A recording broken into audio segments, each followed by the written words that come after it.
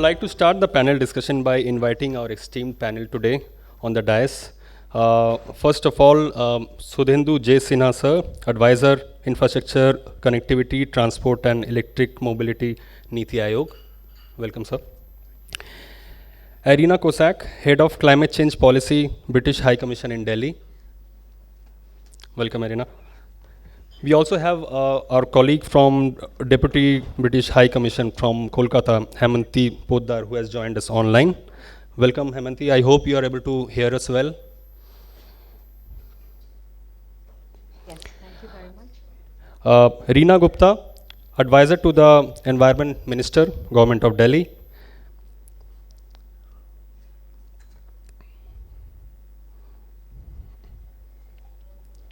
Welcome, Reena. Manu Srivastava, sir, Principal Secretary with the Government of Madhya Pradesh. Welcome, Manu, sir. And last but not the least, Jaskiran Bedi, who is the Public Policy Lead at Zomato. Welcome, Jaskiran. Welcome again, all.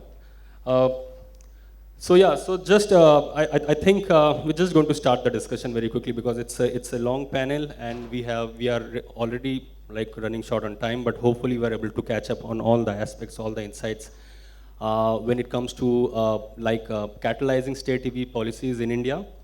We are all like trying to solve the same challenge, same problem, but I think we don't have time to work in silos. I think that's the main rationale behind creating a multi-stakeholder dialogue like this when it comes to catalyzing state EV policies in India. Now, with the net zero by 2070 goal in India in mind, we all think is that electrification of transport sector will be a key driver and will be a key kind of complement the national government's efforts in terms of achieving the net zero goal by 2070 or before that. So that's why we think that we all need to work together jointly when it comes to catalyzing state EV policies. The policies are there at the national level when we talk about the FAME 2 policies, the National Electric Mobility Plan. But I think most of the states also, almost all the states now have their EV policies in place because, and we all know that actions are really happening, will happen at the state level and the city level. So without further ado and providing a context to this discussion, I'd just like to welcome Sudhendu sir maybe first. Sudhendu Sinha sir is currently appointed as an advisor at NITI Aayog. We all know it's an apex think tank of the Government of India. Mr. Sinha has over 27 years of experience in operations, infrastructure planning, coordination and management at field and policy making levels with Indian Railways as well. And now as an advisor with NITI Aayog, Mr. Sinha is playing a pioneering role in terms of driving policies and programs at the national level. Sir, first question to you. When you see India's electric mobility story from the top, from the national level, where do you see we are currently at in terms of our ambition vis-a-vis the achievements so far, sir? And if you can give us a good context on where we are. Thank you, Rana. Let me first congratulate the climate group for organizing this particular seminar, and more so the theme that is on state EV policy, the way states are supporting EV policy. Normally, in seminars, in such organizations, I have seen that this is one piece that is always kind of put on the periphery. There are so many other better things that they keep on discussing, how to create the demand, how to boost up the manufacturing, research and development, those kind of things. So state EV policy always takes a backseat. It is good that you have raised this, and this is a very, very relevant point. Now coming to the question that you raised, let me say that electric mobility is one of the greatest disruption in the mobility paradigm of our times. And the way India is doing, if I can make one statement, I would say that this is the only country in the world that is taking this particular mobility in a structured way, A, and B, on the fastest possible pace. No other country in such a short span of time, in such a short inception to the current period, they have been able to achieve what we have been able to achieve. And that is probably the reason why most of, rather all the countries of the world, those who are into this EV spectrum, they sing for India. They say that India is taking it very fast. We are always given a position of prominence in Zero Emission Vehicle Transition Council, a number of international places. Of course, you may say that, okay, Norway is moving fast, Italy has gone there, Switzerland is here, Belgium is moving fast. That is okay, because they have put in a number of years. They have put in 20 odd years, 20 plus years. That is the reason why they are there. We had precisely, you see, our real story starts from 2018, where the Prime Minister laid down the contours of mobility in the Global Move Summit, and he said that what the mobility of India is going to be, where he talked that it has to be comfortable, it has to be convenient, it has to be cutting edge, it has to be charged, clean. So he laid down, and probably, rather definitely, electric mobility was fitting into all the quality parameters that he laid down for mobility. Subsequently, the National Mission on Transformative Mobility and Battery Storage was set up at NITI Aayog. I happened to be the mission director. Then we started taking it forward. In April 2019, exactly 7 months after that Global Move Summit, the FAME 2 scheme was launched, and it was mentioned by Divya, all the schemes, the national flagship schemes that were launched. And then we took it forward, you see.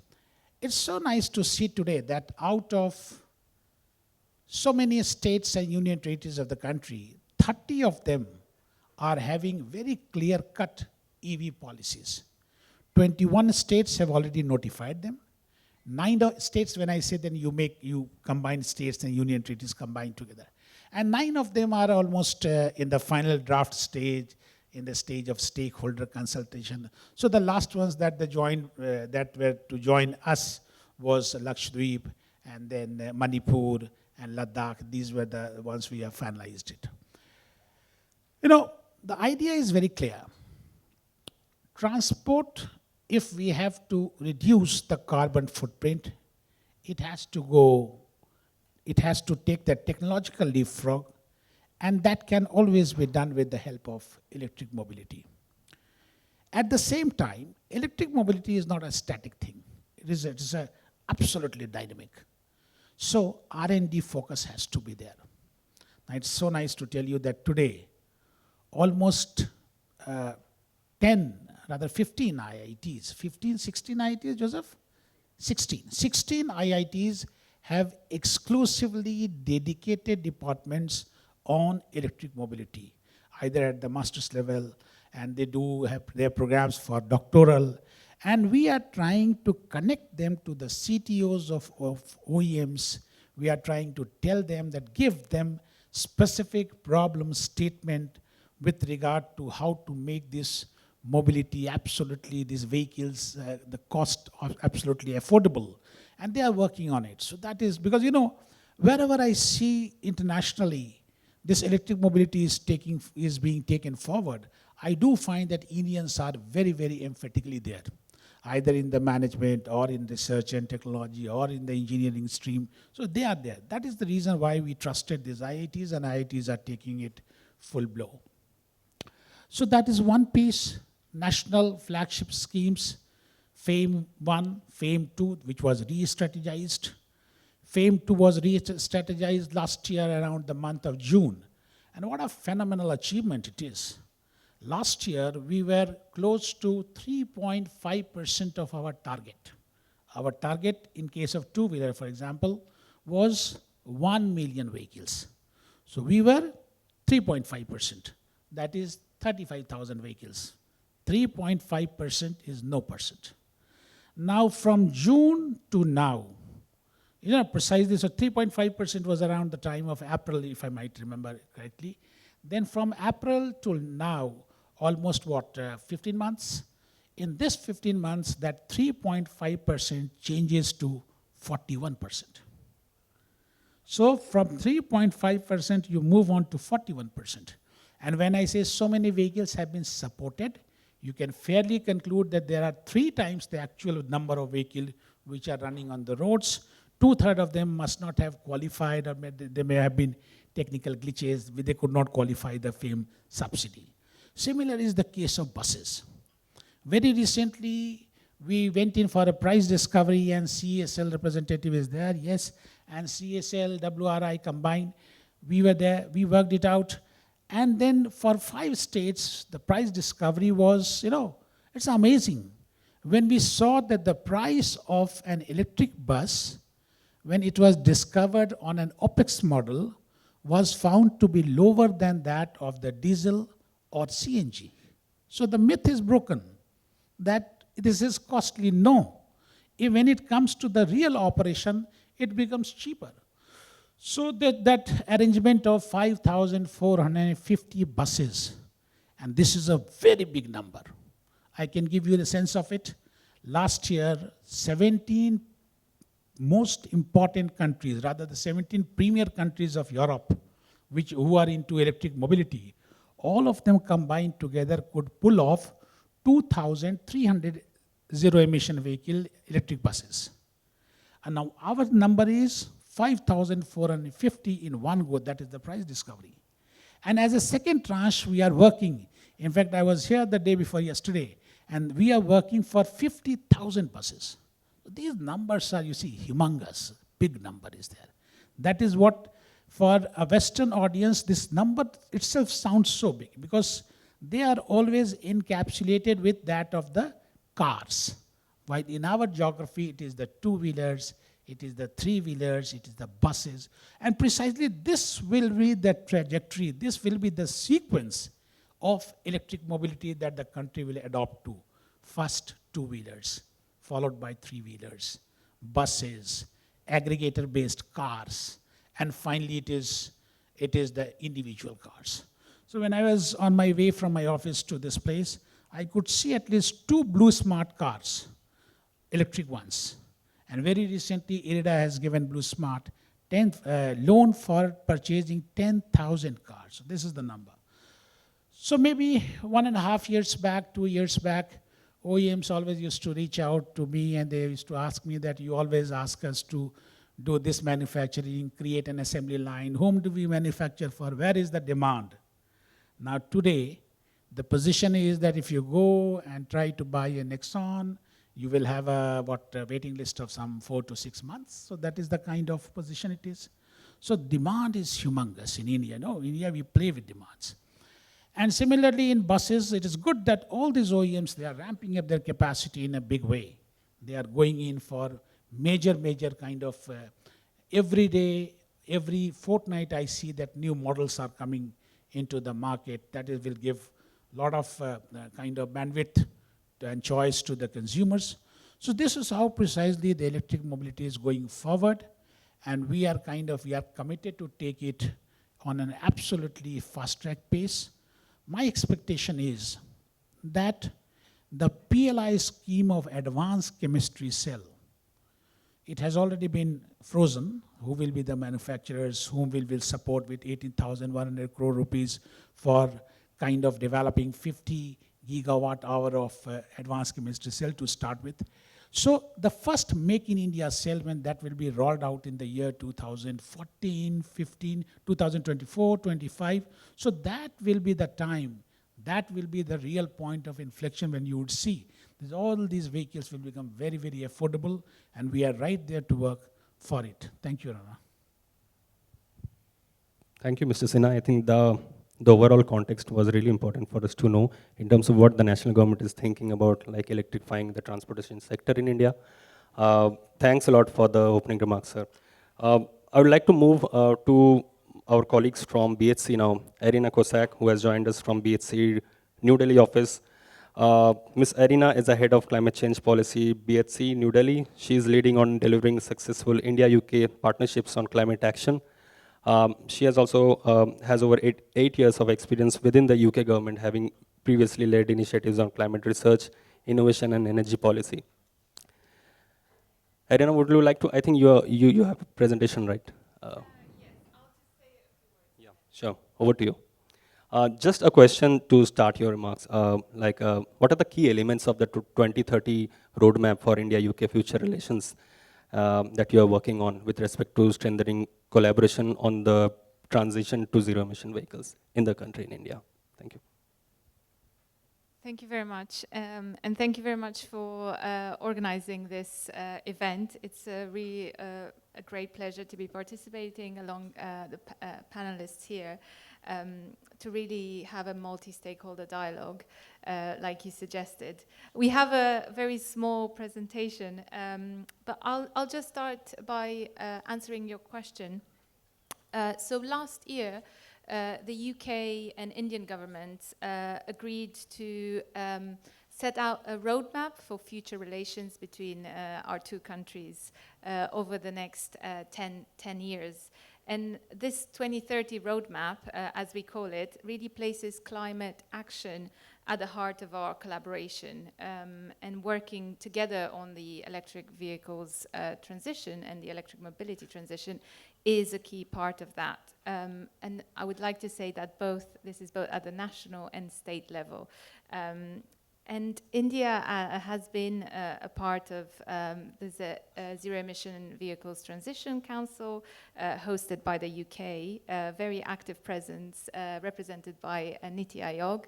And it's really great to hear from you, Mr. Sinha, on all the work that has gone into state level and national level policies, and really to take this opportunity to thank you for all the work and your leadership ahead of COP26 last year, which was a landmark climate change forum. As we know, it was also really important. Milestones were set, and Prime Minister Modi really made very important commitments, including the 2070 net zero targets. So how do we work in partnership? So I think COP26 was really important event, and I think a lot of work had gone into really ahead of the event, and the announcements were made there. Working through the Zero Emission Vehicles Transition Council, really ministers and representatives from some of the most active and progressive road transport markets, including India and the UK, have agreed to come together and collectively address some of the key challenges in the transition. I think we all want to enable faster, cheaper and easier adoption of electric vehicles for all. And that includes all types of electric vehicles, from two-wheelers to three-wheelers and cars as well. And I'll just like to finish off to say on the 2030 roadmap, coming back to that and what was agreed last year. So this year, our governments took stock and really to see where we are on the roadmap and how we continue to work together. And electric mobility continues to really sit firmly as part of our collaboration with the Indian government. And really, I think I want to stress that this is a partnership. Both our countries are working to achieving net zero targets, and both our countries are really working to deliver a really strong transition in electric mobility. And underpinning all our partnership really is a lot of the work that we do at the state level. So I would like to invite my colleague Haimanti, who would be able to share with you a lot of the work that we do, and we collaborate with state governments here. Thanks, Arina. Yes, definitely, Haimanti, you're welcome. We would like to really hear from you. Like as COP26 Zero Emission Vehicles Transition Lead last year, can you please highlight some of the key lessons, experiences, and insights from your Race to Zero engagement with Indian cities and states last year? Thank you very much, Rana, and good afternoon, dignitaries on the dais and off the dais. It is a pleasure to be there, albeit remotely. But thank you, Arina, very much for setting the context so well. Rana, like you mentioned, that in the run-up to COP26, we did work very closely together with the climate group, with NITI Aayog, and a wide range of stakeholders to sign up to the zero emission vehicles declaration. Arina talked about all the fantastic progress that took place at the global level during COP26. And there were national commitments which were made, targets which were announced on transition on ZEVs by various countries. And all these, including India.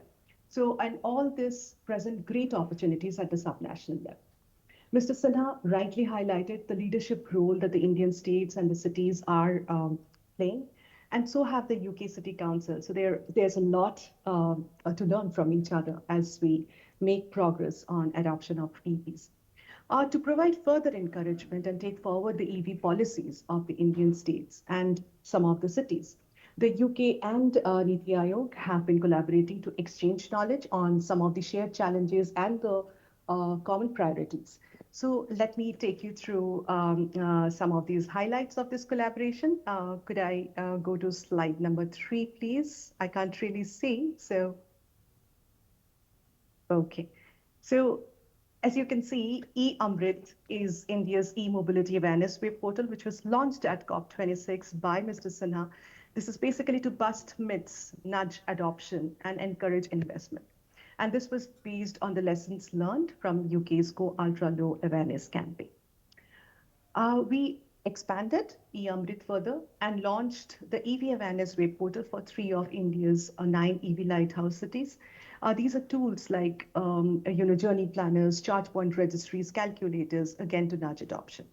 The pilot states have been Gujarat, Telangana, and Karnataka, and basically we together we developed one-stop site to attract fresh investment, encourage skilling, and provide a platform for businesses to connect with each other. Then the other important thing was that because most of the states have come up with the policies now, how do they implement the policies?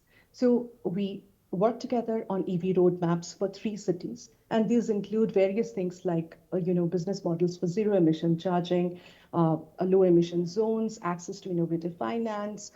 So basically short term, medium term, and long term based strategy for Ahmedabad, Hyderabad, and Bengaluru so that they can become truly global EV lighthouse cities of India. We also engaged in knowledge exchange partnerships, particularly between Ahmedabad and Birmingham City Council, Hyderabad and Coventry City Council, Bengaluru, and the Transport for London, particularly to share lessons learned on international best practices, such as big data urban observatory centers to address future mobility.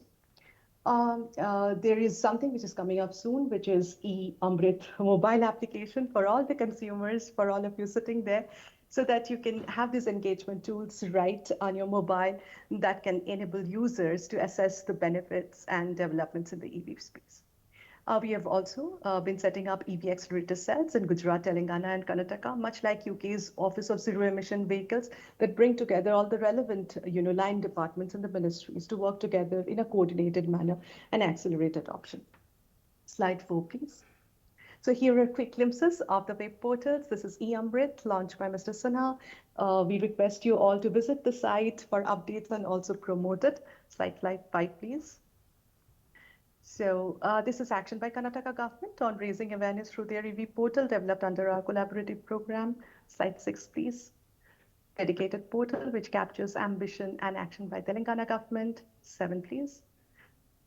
The roadmaps for EV innovation centers in the lighthouse cities envisaged by India. These are based on the lessons learned from Arnold Clark Innovation Center in Glasgow and EV Excellence Center in the UK. Slide 8, please. So basically what we have gathered from all this collaborative work is a simple knowledge exchange have the potential to create transformational changes. Slide 9, please. So for the states of Gujarat, Karnataka, and Telangana, these deliverables can cumulatively result into reduction of 156 metric tons of net carbon dioxide emissions, creation of more than 47 million new jobs, attract 98,000 crores worth of business, across various sectors. So as more and more states and cities adopt these mechanisms, they will be able to enhance their EV ambition and contribute to the net zero star target. And all this will spur, as Mr. Sinha correctly pointed out, innovation, boost technology partnerships, bring in new investments, make the air cleaner, and create green jobs. So that, as Arina mentioned, that we can make the transition together faster and more affordable. Thank you very much for your patient hearing, and happy to take questions if any. Thank you, Haimanti. I think the e-Amrit portal is really a great knowledge repository, and yeah, I think it's a great start to this whole journey.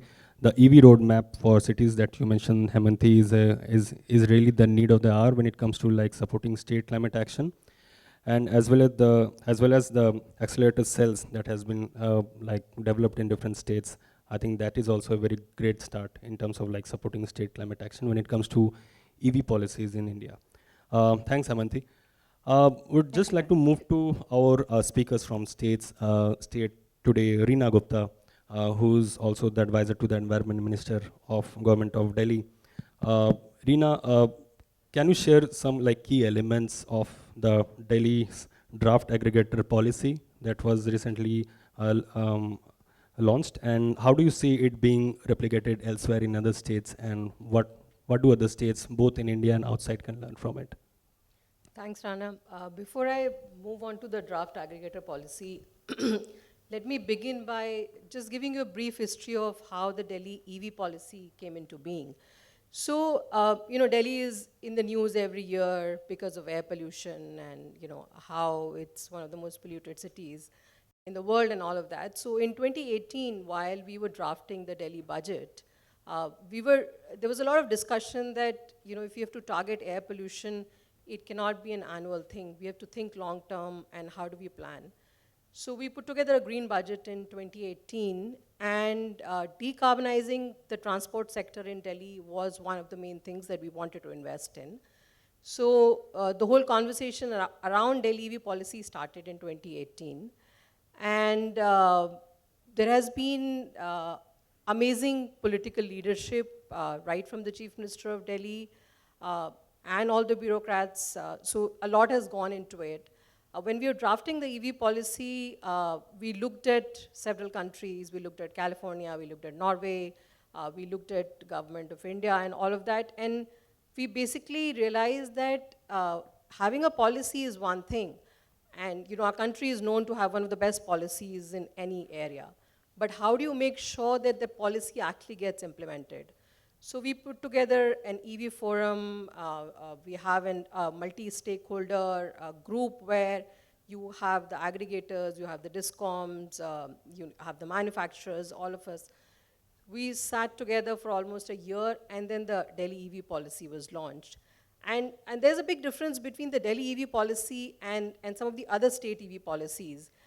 Delhi policy, we were very clear from the beginning. If you see, in most of the states, the EV policy actually sits with the Department of Heavy Industries. It's all about giving incentives and SOPs to industries so that you attract more investment. In Delhi, we were very clear that if we sort out the demand size, supply will come in. So if you look at the Delhi EV policy, most of the policy actually talks about creating demand and incentivizing demand. So that's where we started from. And we set ourselves a very ambitious target that by 2024, 25% of all new vehicles registered in Delhi should be electric. And I'm very happy to say that in less than 2 years, I was looking at the last month numbers, 9% of all new vehicles registered in Delhi are electric now. I think the India average is 3%. So just in 2 years, you see if you have the right incentives, and you make sure that, when we were doing the discussions in the EV group, EV forum, one of the things which was coming up a lot was that public was not able to access the subsidy. And so, people were really discouraged. So in case of Delhi, we made sure that, the subsidy is directly transferred to the Aadhaar link bank account in less than 7 days. You don't have to do any paperwork. The dealer actually does the paperwork on your behalf. So just 4 pillars that I would talk about. One is the financial incentives. And again, because air pollution was our main target. So we saw what were the main contributors. Again, the two-wheelers and the three-wheelers in Delhi were the main contributors. So we looked at the financial incentives for the two-wheelers and three-wheelers, waiving off of registration, road tax, all of that. And also, we were told that, in Delhi there's this entry barrier. During the daytime, a lot of the cargo vehicles, the three-wheelers that do the delivery are not allowed. So that lobby said that, if you could just change that, we'll buy the vehicles, don't worry. So that was then another, non-financial incentive which was added. We've invested very heavily in public and private charging infrastructure. I think in the next 6 months, you should be able to see a charger in Delhi in every 3 kilometers. That's the target. We're working with RWAs, with mall owners, with big corporates, so that there is, charging station in all of those places. Now coming back to the aggregator policy, which is still in draft form, and I know that we have representatives, so I'm really hoping that all of us come together and we make this aggregator policy also a success.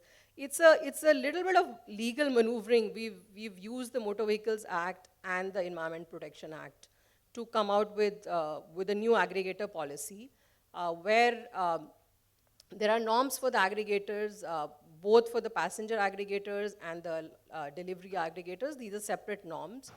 And amongst safety, pricing, all of that, there is also a target for EV, a staggered target for next 6 months, next 1 year, next 2 years, next 3 years. And we're in dialogue to see, how this can be implemented and how, because, all of us have to make sure that our cities become livable. So all of us will have to come together, and we can't always keep thinking about profit. It has to be a triple bottom line. So the corporates also have to take that ownership, that they move towards electric in order to reduce their carbon footprint. And increasingly, as we see that India is getting urbanized, the world is getting urbanized, India is getting urbanized, I think cities will have to also look at, how do we make sure that cities remain livable. And on that note, what I see lacking is that, so Delhi is one of the few states which is a revenue surplus state. We have a non-lapsable EV fund. So there is no issue with the subsidies, there's no problem. But a lot of states are in very bad shape with their finances. And if the cities have to think beyond how do we incentivize electrification of transport, then I think the cities also will need to be incentivized.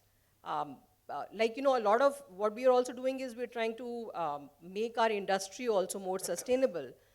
But what we are seeing is that because Delhi is becoming strict about industry and the kind of fuel industries are using in Delhi, those industries are just moving out of Delhi and moving to the neighboring cities and neighboring states. So Delhi loses on the revenue, but the air of Delhi doesn't get cleaned.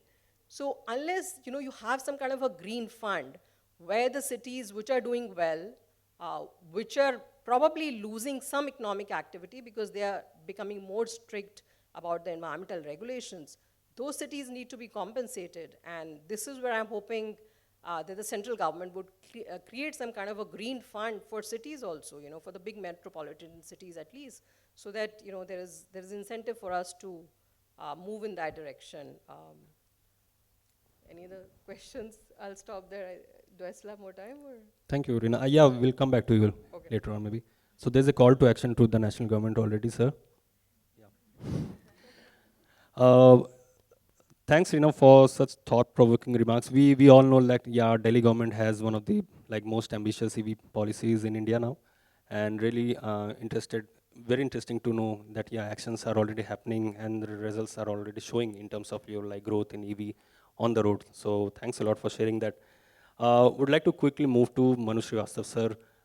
Sir, I'd like to pose a separate kind of question to you, and an aspect which is not talked about much is around how are these EVs being charged currently? Because in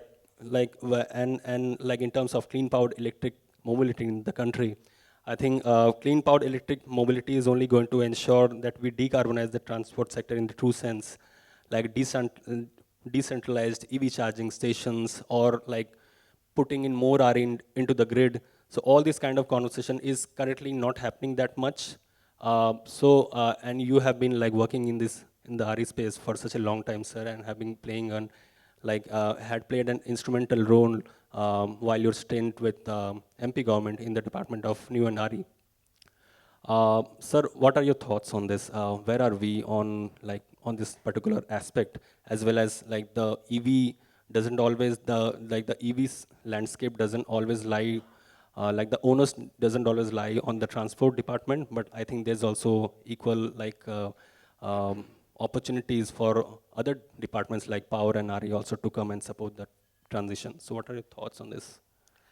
Firstly, I would like to say that uh, very often, even the statement you made about making the transition to electric vehicles more green, there is a tenor or a flavor of us doing something noble, that something which is difficult, which is unviable, which doesn't make economic sense, but we should do it because the ice in Antarctica has to stop melting.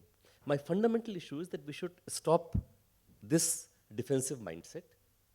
Thankfully, we are at a time and space where doing this makes simple economic sense.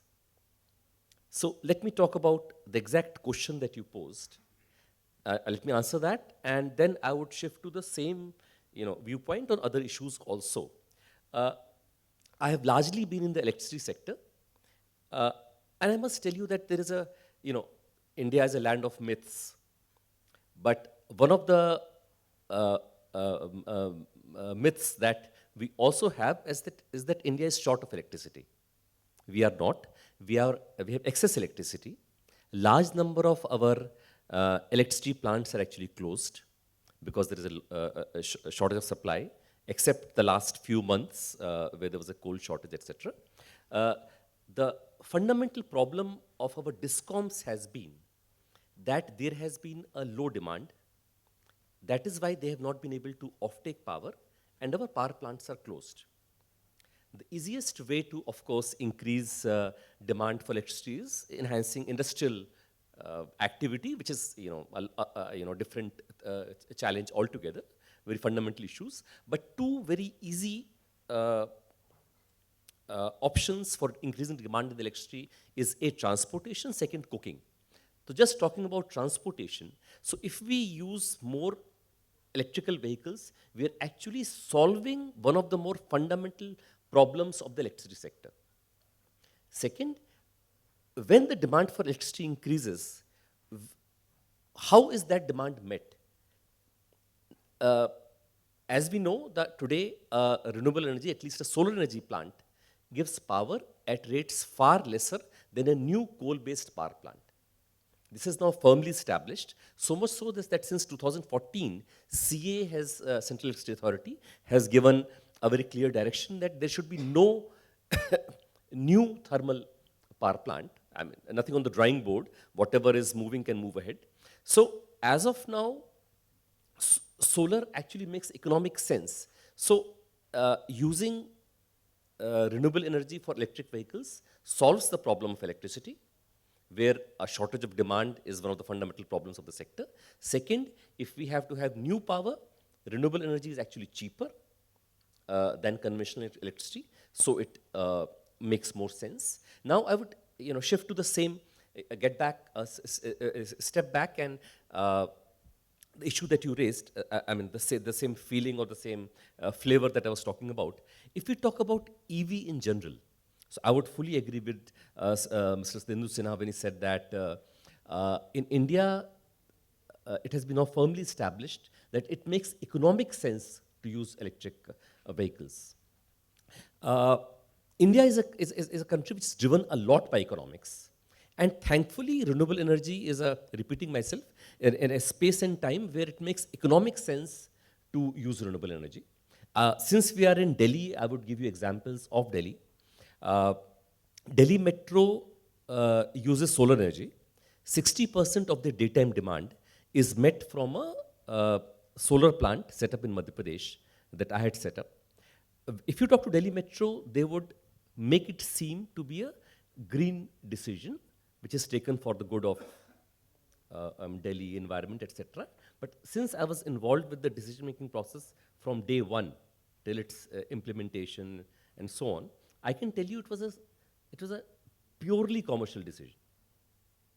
Delhi Metro had no obligation to purchase renewable energy. They were a customer of electricity like Claridge's Hotel. They're just paying their bills to Delhi Discoms. It was a simple commercial decision since Delhi Discoms were increasing the rate of power for Delhi Metro every year, and it was costing them almost 8 rupees per unit, whereas the solar power from Madhya Pradesh was costing them 3 rupees per unit. They are saving actually 100 crore per year because of this decision. The second example I would like to talk about is CNG. I have also worked in the natural gas sector, and especially CNG in Government of India and Petroleum Ministry. So I can tell you that when CNG was introduced in India, it was the Supreme Court's initiative, IGL was set up, it was a mandate to use it for buses. But there has been no mandate to use it for private vehicles. The mandate is only for public transportation. Now, anyone living in Dwarka, Rohini, Indra Vihar, etc., if he is converting his petrol or diesel vehicle to CNG vehicle, the person's decision is not guided by the ice in Antarctica melting or not melting. It is a purely commercial decision, and the same has to hold true for electric vehicles. And as I would again agree with I think Reena ji also said it, Sudhendu ji also said it, that in India, in the West, EV is a green party phenomena. Someone who has done a PhD in environmental sciences and votes for Green Party goes and buy an expensive green car. Here it is not that. Here it is our three-wheeler walas. First, who are the people who use them? Firstly are the school and college-going kids. They're two-wheelers. They're cheaper than the diesel-based scooters and motorcycles. Then three-wheeler walas. The autos and the tempos, and they're called various cities in various names in various cities. Some Bhaisa something. Every city has a different name for that auto tempo thing, sort of thing. So they are the ones using it, not the cars. So it is a purely economic decision, and I think it's something to be celebrated. So the issue is that when we talk about EVs, we should make it sound to be an economically viable decision, which also has positive environmental implications, rather than make it sound like a unviable decision which you are doing for the sake of the next generation. Thankfully, we are in a time and space where it ticks both the boxes, environmental viability and environmental considerations. This is just one more point I would like to say, that Reena ji rightly said that the pace of picking up of EVs in Delhi has been phenomenal. One of the reasons is, comparing it to other states, absolutely lauding what has happened in Delhi, is that people in Delhi typically stay in Delhi. When they would go to Mussoorie or somewhere, they would rather hire a taxi. They would not use their own, because they spend their lives moving from one part of South Delhi to another part of South Delhi, because that only takes 45 minutes. At best, people, I think I studied in Delhi, I was born in South Delhi, so I think I would have spent life only in South Delhi or Central Delhi. Very few times I remember I would have gone to West, East, or North Delhi. So, but unlike that, people in other cities, states travel outside, and the problem is the infrastructure. Basically what the government needs to do is to step up in infrastructure. Once that happens, why is it that two-wheeler walas and three-wheeler walas are using it and not the four-wheelers? Because the scooters and the mopeds and these autos don't travel from one city to the other, whereas cars do. It's not that people who own cars, they don't have economic rationale, they have, but they find this limitation that there is no charging if they're traveling, let's say, from Bhopal to Indore or Bhopal to Jabalpur. Whereas the two-wheeler wala is always going to stay in that particular city. So they have migrated, whereas So the government's role, I suppose, most governments have taken a commendable step in pushing uh, their transport corporations to move in for EV vehicles. But I suppose what governments really need to do far more is to focus on the infrastructure for charging. And then once that happens, the Indians who always worried about how much money they are saving would readily move for EVs. Thanks. Thank you, Manuji. I think the most important aspect that you have raised today is like changing the mindset, which is true for any transition, any new thing that we do. I think the mindset plays the biggest roadblock or I barrier. didn't answer one question. I'll just shortly talk Sure, about that. You talked about decentralized charging. So yes, I mean, see, charging can be in two means. One is that you apportion some green energy to the charger, which is really like net metering.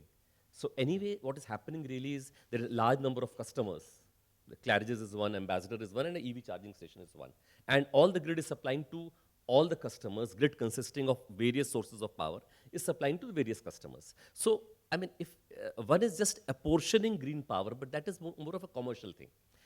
I suppose what we really need to encourage is decentralized solar, because solar really makes far more sense, I suppose, when it's decentralized, grid connected, decentralized. So we should, subject to availability of space, of course, we need to encourage decentralized solar being used for charging infrastructure. Thanks. Yeah.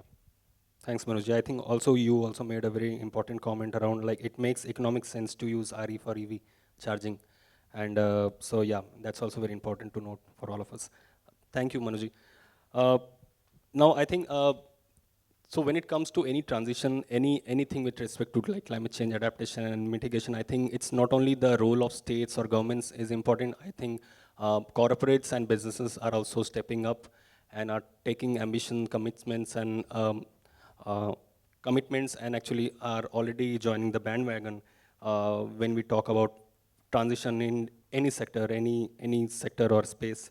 So with that, I would just like to invite Jaskiran Bedi, who is the lead public policy at Zomato. Jaskiran, just like to hear from you, like what drove Zomato to commit to transitioning 100% of its fleet to EV by 2030, as well as like joining EV 100 bandwagon of the climate group. What were the drivers? Is it only environmental cause? Was it making business sense to the organization, to the company? Like, what was it? Thank you, Rana, and thank you to the climate group for having this discussion. I remember telling you that multi-stakeholder discussions are very important when we're talking about EV transition, because it affects everyone, right from the government to the end user, who's the delivery partner in our case. So in terms of what led Zomato to commit 100%, I think Zomato has always been guided by its commitment to responsible and sustainable business growth. We have always attempted to work towards positively impacting the lives and livelihoods of all the stakeholders. At any given time, we are sort of facilitating three stakeholders: customers, delivery partners, and restaurant partners. So we look into the benefit, or at least try to work towards the benefit of all. In financial year of 2022, we offset approximately 500,000 tons of carbon. We made no cutlery required as the default option on our application. Anyone who uses Zomato would know that. And that did lead to reduction of 300 tons of plastic. We also announced plastic neutral delivery in April 2022. And on a daily basis, we serve approximately 2 lakh meals free in partnership with Feeding India, which is an NGO that works on eradicating hunger. So I think in its ethos itself, Zomato is very sort of committed to sustainable and responsible business growth. And in view of that, and against that backdrop, we understood the importance of environment-friendly fleet. That's when we announced our commitment to 100% EV adoption by 2030 and became members of the Climate Group Initiative, the EV 100. As of March 2022, approximately 4.5 thousand EV-based delivery partners were associated with our platform, and 18% of the deliveries were on bicycles, or of the orders were on bicycles. So we have that vision. We want only environment-friendly fleets to be on our platform. And with that backdrop, we have been working with stakeholders across the ecosystem to be able to facilitate that transition. There are certain challenges, which is why I always respect multi-stakeholder dialogues here, because it's important to understand what the challenges are and what the industry realities are. The core industry reality for us is that Zomato does not own fleets. And often everyone gets shocked when I say this. Zomato, and I can speak for most aggregators, they don't own their own fleets. What we do is that we partner with delivery partners who want to undertake gig work. Now, gig work in its essence is a supplemental earning work. It is part-time, it is flexible, it is task-based in its nature. When a delivery partner joins the Zomato platform to undertake the gig work that they want to do, it is like a traditional, or often the idea would be that, all right, I will take this work post the other work that I'm doing for, let's say, another gig platform, or for the organized sector, for the unorganized sector. It could be people undertaking higher education and wanting to earn supplemental income. It could also be people who are in between jobs.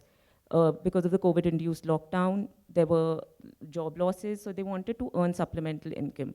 Now, when the delivery partner, who is the owner of the vehicle, is thinking of participating with a platform, they reasonably want to do minimal investment and reasonably want to leverage their existing asset. So when someone joins a platform, they will come with an asset, let's say a petrol bike, which is a viable asset for 10 years. It's therefore very difficult then to convince them that please forego your viable asset and move to another without putting a reservation.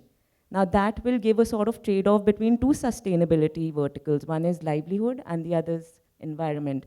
And we're trying to avoid that trade-off, and we're trying to meet that sweet point where we can improve the livelihood while intertwining environment and sustainability in it. That's the demand side.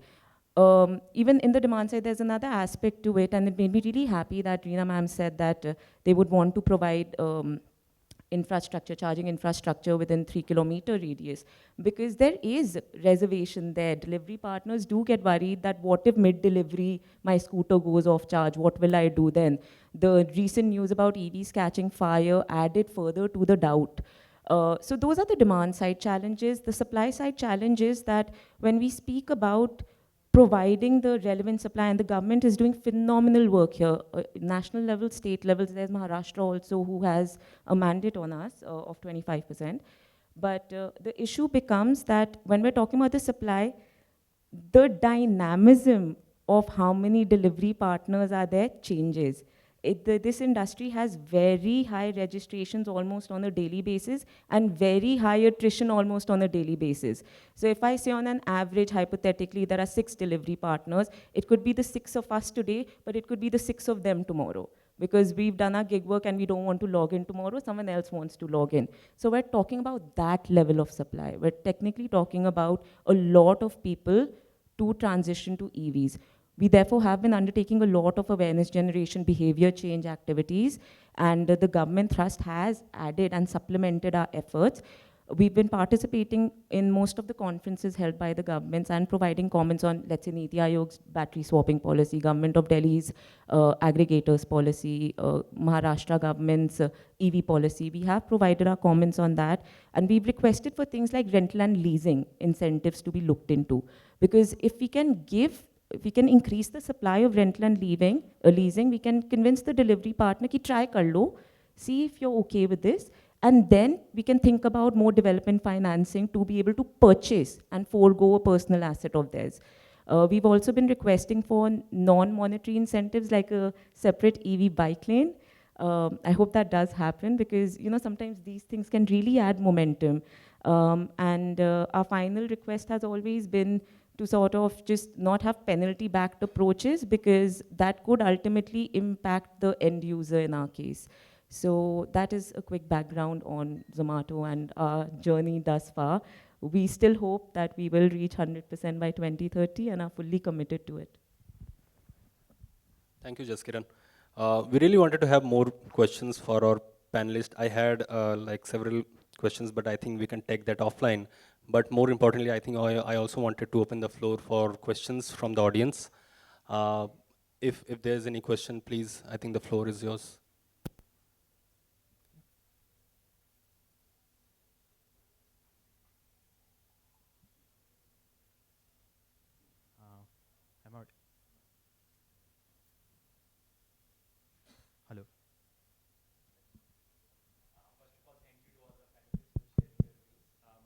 is for Manu sir.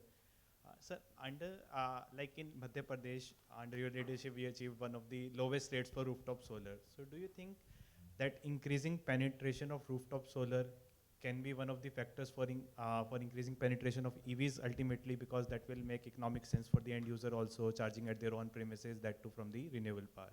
Yeah, absolutely. As I said that solar anyway is cheaper than discom power. So, I mean, again, one of the myths that we have is that we are doing a lot to encourage solar. I mean, in reality, what is happening is that there is a concerted attempt to make it difficult to for solar to be accepted. Because if that were not to be the case, I mean, there would be far more solar than today. See, I've been involved with the sector for a long time, so I was tell you something very interesting. There was a time that solar was costlier than discom power. So there was nothing like a, cross-subsidy surcharge or additional surcharge. As solar prices kept on falling, this was introduced. And interestingly, the quantum of the cross-subsidy surcharge and the additional surcharge has actually increased as the price of solar has successively decreased. So the solar plus subsidy is intentionally made to be costlier than discom power. So, I mean, I would, pardon, I would seek, pardon from you because I'm going to recite an Urdu couplet, which I'm sure you might not be able to understand. So there is something which goes like that, I'll translate it, of course. It says, "Gair mumkin hai halat ki guthi ko suljhana." It's impossible to, solve to open up the conundrum or to unravel the knot. दानिशमंदों ने बहुत सोच के उलझाया है. The wise people have knotted it up very carefully. So, I mean, this thing of the surcharge plus solar price being more, it's a policy. So, really what we need is to level playing field for solar to be far more pervasive than what it is today. And I would fully agree with you that solar makes so much more sense. Decentralized solar makes that much more sense. The more we do it, the more would we be able to make EV charging and EVs a better economically viable option. Thanks. Hello. Hello. My question is to the complete panel actually. So I wanted to understand the current infrastructure state of decomposing the electronic waste in the garbage, in the batteries. Actually, within the coming years, we'll see a lot of EVs would be on the Indian roads, and probably what is the current state of the infrastructure for the garbages? The Indian states are already been struggling with the decomposition of the current state of electronic waste. So, and with the onset of more EVs into the road, so what would be the future state? How will we able to mitigate those risks? And eventually, decomposing these batteries will relate to climatic degradation as well. So how we'll able to do it on sustainable basis as well? Thank you. Sir, if you'd like to answer that question. So two initiatives have been taken. One is that, we had a very intensive discussion on the circularity of economy. So one of the important element was the lithium-ion battery. So how to develop a circular economy around lithium-ion battery. So that was stage one. Of course, it was taken forward by NITI Aayog. We came out with a complete report. We created an action plan. We gave it to the ministries. Ministers, they are working on it. And in many they have been able to achieve substantial progress. That is stage one. Stage two is that Ministry of Environment and Forest and Wildlife, they are coming out with a very, very comprehensive guideline on battery waste management rules. That takes into account each and everything, all your confusion that you are thinking about, that what would happen to these batteries. So everything has been addressed into it. There are very, very specific responsibility that has been given to, there are EPR rules, so extended producer's responsibility is there. So from the battery, since its inception, now they have got tracking systems in the battery. They have got RFID kind of thing. You can track a battery till its integrity is broken. So you can track it from end to end where exactly battery is moving. In fact, it is so clear, and I went to one of the factories and saw that these battery tracking devices are so precise that they can tell you that where precisely your vehicle is, how many drivers have moved on them, what was the driving profile of those drivers, how many of them are good drivers and bad drivers, and like what is the current health of the battery. So everything can be tracked. So yes, there is a very comprehensive thing, these two guidelines, they will be able to take it forward. In addition to that, lot of recycling facilities are coming up in the country. There's one nearby that is established by one of the international players. Atero is there. This is near Roorkee, you can see it. That they are able to recover almost 90% of the minerals and everything, all the critical important things that are there in the battery, they could be recovered. And then battery is disposed of in a very, very environmentally safe and healthy manner. So we are alive to this particular thing, and my expectation is that within a month or so, this battery waste management rule, it is at the final stage, that would be gazette notified. Yes. Just one last question. Yeah. Thank you all. A very enriching discussion for me personally. I'm Shweta from India Climate Collaborative.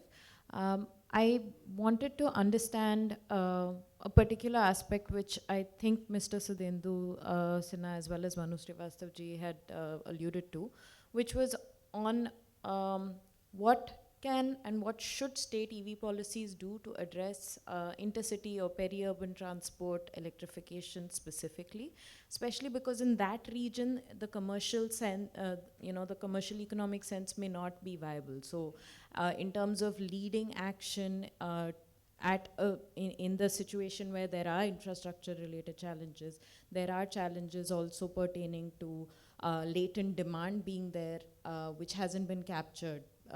What can the state EV policies do to promote, catalyze, as well as enable more private sector action in those areas? Thank you.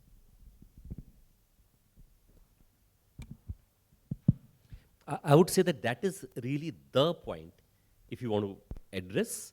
And I agree with you that there is a latent demand. So it might not make economic sense presently. So this is exactly the place where I think viability gap funding and things like that have a role to play. See, if you look at prices of solar in the country, this has come down today, but it has been a process where viability gap funding has had a long role to play. Today we don't need it, but there were times that we needed it. And I think this is exactly the role where the governments need to play a role. I think if we address that, then the intercity demand would really pick up. And I would say that there were two ways it can be done. One is that you can give them cheaper power to whoever is the private party who's managing it. The problem usually would be that government itself might not be able to run the charging station themselves. So it might make far more sense to welcome a private party and give them some sort of a VGF support. The VGF support can be the bidding parameter, which helps you decide who the private party is. That, I suppose, is a model that makes sense. The amounts required would not be too much. They would be far lesser than the PLI support, etc., that we are talking about. And I mean, the enormous amounts that we are trying to make in India. So I suppose it would be really a fraction of that, but it would be a medicine where the problem is. Thanks. Sir, would like to add something? No, I would. Mr. Manu Srivastava has very correctly responded to it. The current contract that is going on the GCC model, and this is running on well because, the price that has been given, that is something unbelievable. For a 12-meter bus, 47 to 49 rupees per kilometer for 12 years with no increase in the price. After 6 years, the battery would be changed. You don't have to bother about the driver, charging infrastructure, cleaning, repair, nothing. I mean, you don't have to be bothered about anything. And you can maybe, apparently it may look today that it is slightly on the high side, but if you see after 10 years or 8 years, then probably 47, 49 rupees won't be, it would be neither here nor there. And if in 1 kilometer you are able to take somewhat 22 and 23, so some 46, 47 people, 1 kilometer, if you take them in less than 1 rupee a cost, that is fairly easy. That's something wonderful. But you asked that what the states could do in the EV policy, There could have been a possibility that the government of India could have developed a policy and rolled it out to the states and tell them, do it. But we didn't go for that option. What we did was, we created programs. But when it came to developing the policies, we simply said, let it be done by the states. Because we wanted it to be owned by them. We did not want them to say that, okay, cleaning up the transport system, decarbonizing transport system is the job of central government. We have no role to play. It would have created so many problems which you otherwise see in the way we are moving ahead. So we said that you do it. It is your baby. And of course, initially a lot of problems were there. We developed, there was a EV policy, state EV policy accelerated program was there. All those through that now today the position is that all states want the EV policy to be the best policy. The reason being that they want to attract the investors into their geography. Once investors are there, then they know that they will get tax revenue, they will get employment opportunities, all those things are there. In the EV policy, the first important thing is how to develop awareness. Awareness is the thing that has to be there. It has to be very calculated way you have to go through. Because what you are doing is, you are bringing about a disruption. You are changing the consumer behavior. This is not an easy task. This is a very, very mammoth task. You see, that is why all these Western countries, in fact, if I could have told you the story of each and every of these countries, that how they have done it.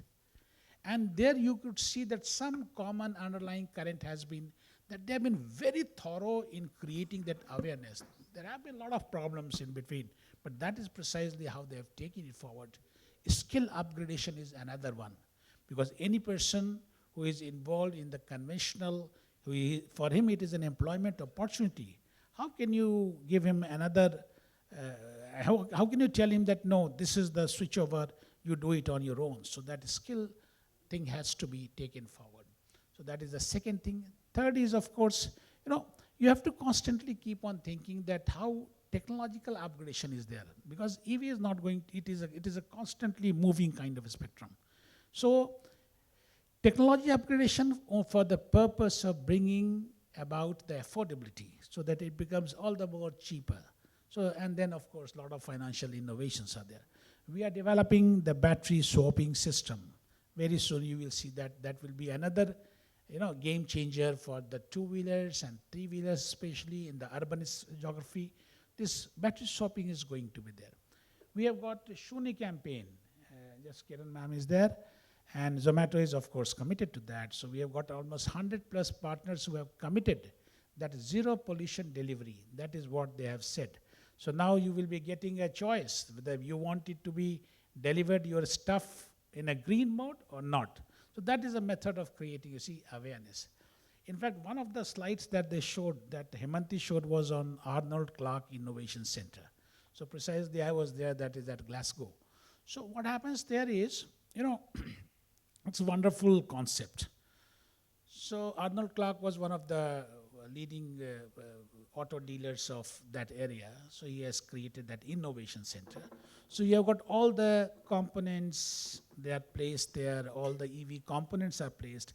The best of the EV vehicles are there. You can walk into, you can have a knowledge zone is there, you can have a driving experience. There is nothing to do with, commercial thing. They will not ask you to book a vehicle. The idea is very clear. they want to bring you on their side from ICE to EV. And every, all the manufacturers, including that of the Tesla vehicle, all the manufacturers, they are trying to be together in this particular initiative of weaning you from ICE to EV. Once you are on my side, then we will take a call that how to kind of allure you to purchase my vehicle. First, this transformation is very, very important. That is precisely it. In fact, one of the statements that Arnold Clark makes is that the difference between ICE and EV is education. So by that he means, of course, awareness. So probably states have a very big role to play. And let me tell you with a lot of satisfaction that states are doing it wonderful. They are doing it awesome. Some of the states, that is why we are now planning that we should develop an EV mobility index, just to bring about competitiveness. So we come out with some agnostic parameters, and then we say that, okay, this is where Maharashtra, or this is where Telangana, and this is the ranking for them, so that they know that where exactly they are lagging behind and how do they move on. But today, the state EV policies are very aspirational, and they are taking it forward. Thank you.